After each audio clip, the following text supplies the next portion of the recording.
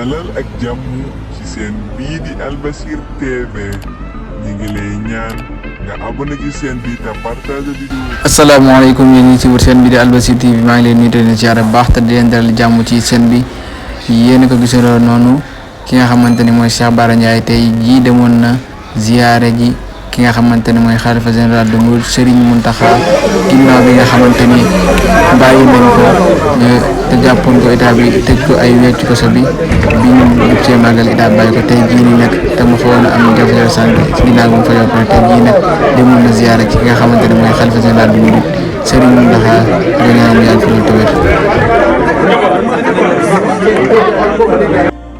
bul fàtte abonné ci chaîne bi te nga activer cloche de notification bi mooy tax bépp vidéo bu ñu dugal nga bokk ci ñi koy njëkk a jot te nga aimé vidéo bi like leen vidéo bi.